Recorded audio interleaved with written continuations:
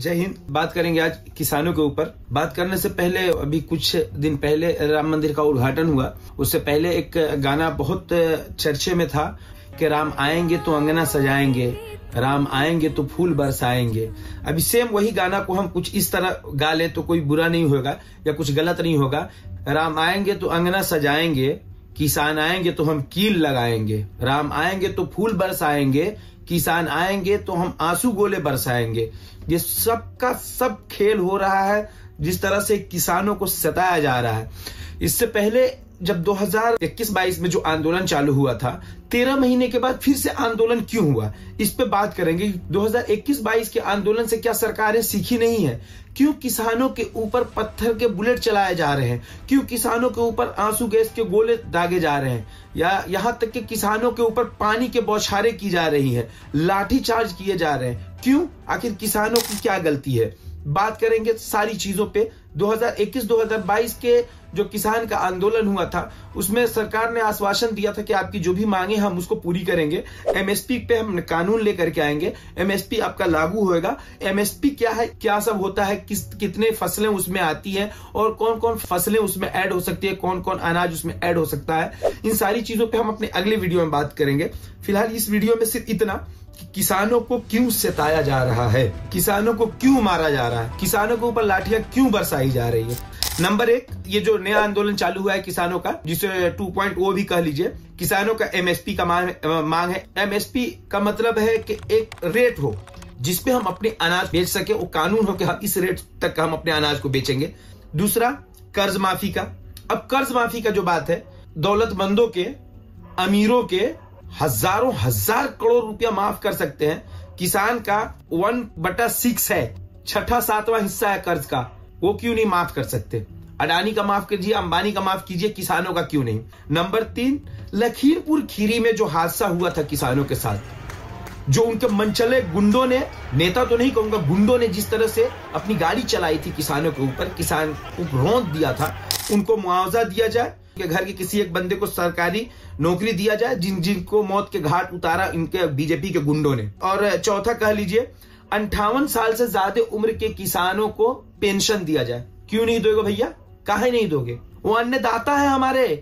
अगर आप फल खाते हैं, फ्रूट खाते हैं, दूध पीते हैं, अनाज खाते हैं, चावल खाते हैं, रोटी खाते हैं, गेहूं का सेवन करते हैं, या खाने पीने की जो भी सामग्री है जिसका आप सेवन कर रहे हैं, तो आप किसानों के कर्जदार हैं। उनका कर्जा चुकाना पड़ेगा बुढ़ौती में आपको।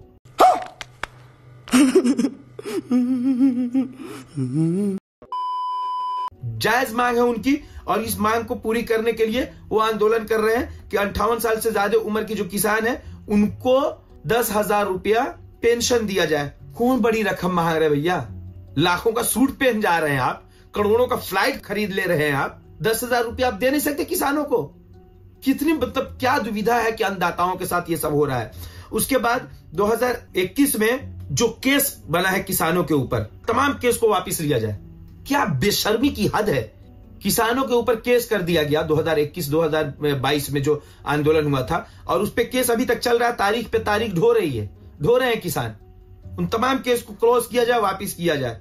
और उसके बाद 2021 और 2022 के आंदोलन में जो किसान शहीद हुए हैं उनको मुआवजा दिया जाए, उनके घर वालों को नौकरी दिया जाए। ये तमाम मांगों को लेकर के किसान फिर से एक मर्तबा रोड पे है, जिसमें सबसे मेन है एमएसपी।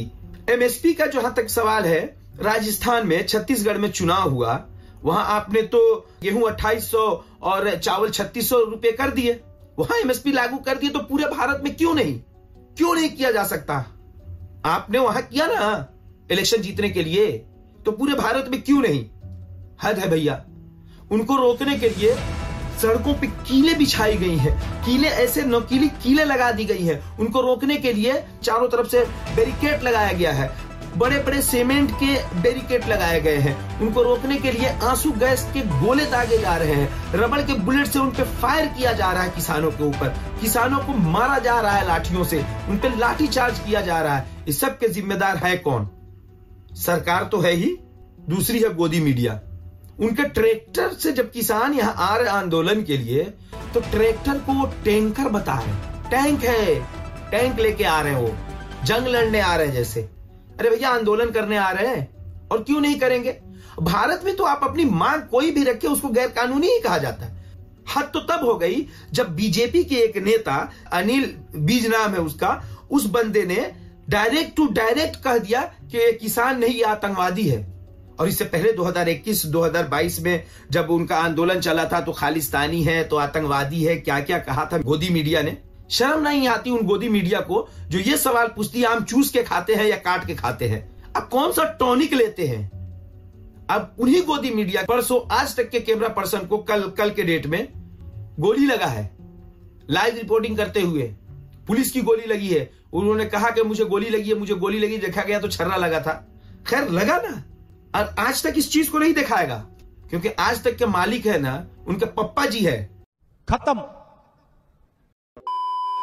जो सरकार में बैठे हुए हैं। बेगैरती और बेशर्मी की हद को देखिए। किसानों पे लाठीचार्ज किया जा रहा है, मांगों को नहीं पूरा किया जा रहा है, उसमें भी आकर के अनिल विज जैसा 2 कौड़ी का नेता, सारा कह लीजिए कैसे मंत्रालय में जाकर के बैठा हुआ है, भाषा से वो 2 कौड़ी का ही है, भले वो आप कुछ भी हो, वो आकर के कहता हमारे किसान भाइयों को, हमारे अन्नदाताओं को कि ये आतंकवादी है, ये दिल्ली में जाएंगे तो आतंक फैलाएंगे। और ये जितने भी बॉर्डर बना करके आपने रखे हैं और किसानों पे जिस तरह से आपने चाको चौबंद किया हुआ है, अगर ऐसा किया होता तो आज हमारे भाई जो पुलवामा अटैक में शहीद हुए नहीं हुए होते। सिर्फ और सिर्फ आप किसानों पे ही कर सकते, कमजोरों पे ही लाठीचार्ज कर सकते हैं। क्या हुआ पुलवामा अटैक का आज तक जांच नहीं हुआ? जांच होगा तो खुद फंस जाएंगे बाबू साहेब, क्योंकि खुद कराए हुए हैं तो क्यों नहीं फंसेंगे। वही आप जो जिस तरह से आप हरियाणा के बॉर्डरों पे किसानों को रोकने के लिए किया था, चीन के बॉर्डरों पे क्यों नहीं चौकन्ना दिखाया आपने? आप तो चीन को देते गए जमीन। और एक मजे की बात यह बता दूं कि अभी सुप्रीम कोर्ट ने फरमान जारी किया है जिसमें उन्होंने कहा है कि बीजेपी के अकाउंट में कहां से चंदा आया है, कितना चंदा आया है और किसने दिया है, रिटर्न में बीजेपी ने उसको क्या दिया है, इन सारी चीजों की उनको रिपोर्ट चाहिए। सुप्रीम कोर्ट ने मांग दिया है। सपोज अगर कोई बीज का दल्ला नहीं बिके और इस तरह की रिपोर्ट देनी पड़े तो मैं ये नहीं कहता हूं कि चाइना से भी आया हुआ है 3-4 कंपनियों से पैसा उस अकाउंट में, तब तो जाएंगे बाबू साहब 12 के भाव में कि आपने अपना जमीन दिया उसके बदले। सीधे से हम बोलेंगे और तमाम लोग बोलेंगे, सिवाय चाटुकार पत्रकारों के, गोदी मीडिया के, सब बोलेंगे। तब आप कहां जाएंगे, किस का मुंह बंद कराएंगे?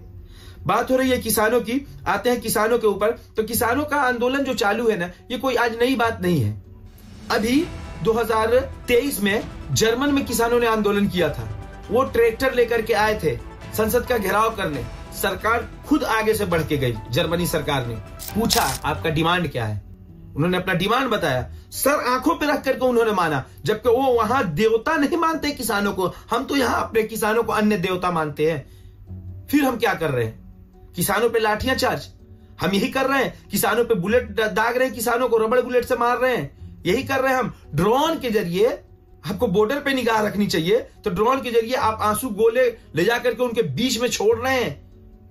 ये सारी चीजों पे हमें सोचने की जरूरत है। इलेक्शन करीब है, मैं दुआ करता हूं कि इसी लालच में सही किसानों की इन तमाम मांगों को मान ले सरकार और हमारे किसान भाई अपने अपने घर लौट जाए। वो हमारे अन्नदाता है, वो हमारे लिए बहुत मेहनत करते हैं। आज हमारे दस्तरखान पे जो रोटी टूटती है वो उन किसानों के मेहनत का फल है, दिन रात मेहनत का फल है। बारिश हो, बाढ़ हो, आंधी हो, तूफान हो, धूप हो, छांव हो, सब में वो मेहनत करते हैं, एक एक अन्न को उगाते हैं, वो हल चलाते हैं, सारे कुछ करते हैं। उसके बाद जाकर के हमारे दस्तरखान तक ये रोटी आती है, हम खाते हैं, अपने बच्चों को खिलाते हैं, हम अपने आप को सुकून से रह पाते हैं। तो हमारा ये हक बनता है, क्योंकि हम किसानों के कर्जदार हैं, तो हम एक कर्जदार होने के नाते हमने अपना हक अदा किया। आप अपना हक अदा कीजिएगा। वीडियो अच्छी लगी हो तो शेयर कीजिएगा, मेरे चैनल को सब्सक्राइब कीजिएगा। फेसबुक पे देख रहे हैं तो हमारे पेज को लाइक कीजिएगा, फॉलो कीजिएगा हमको। जय हिंद, जय किसान।